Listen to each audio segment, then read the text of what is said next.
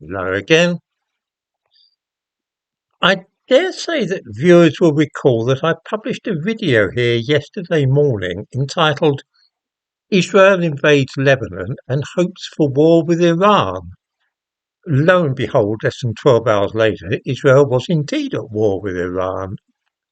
Mind, one didn't need to be clairvoyant to see that one coming. When we look back on history, say in the case of the First and Second World Wars, it seems inevitable that events were building up to a major war, and we cannot understand how those living at the time failed to realise what was happening. We read about Munich in 1938 and the invasion of Poland the following year, or the Japanese invasion of Manchuria and their attempts to dominate Southeast Asia and the Pacific Ocean. And of course, it's obvious that all the countries of the world bar one or two would soon be at each other's throats. At the time, though, it was far from obvious, and the outbreak of war took many people by surprise. Who could have predicted Pearl Harbor or the fall of France? In the present day, we have grown used once more to trench warfare in Europe, and most of us hardly give a thought anymore to Ukraine and their struggle with Russia. We're vaguely aware that China wishes to invade Taiwan and that the United States has guaranteed that they will go to the aid of Taiwan if this happens.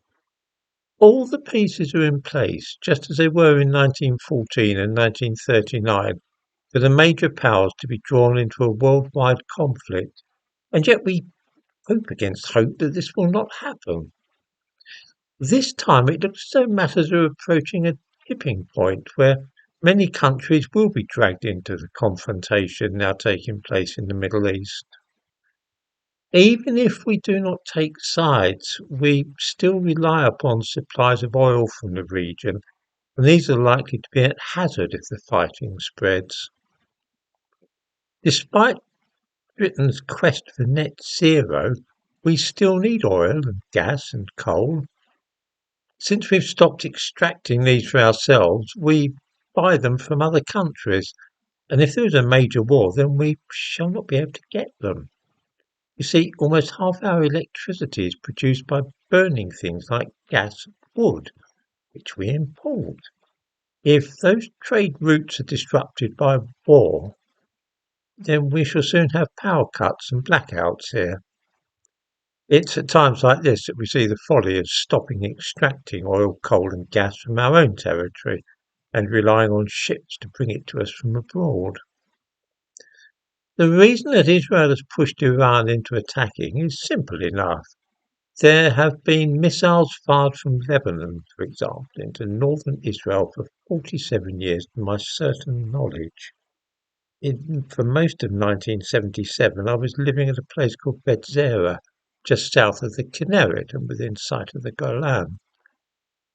Many nights we could hear the exchange of artillery in the north. Israel have finally determined to end this menace once and for all. It's been going on for half a century, you see.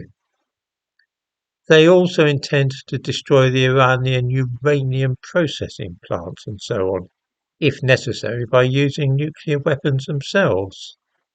If this brings about a world war, then that's not really a major consideration for Israel.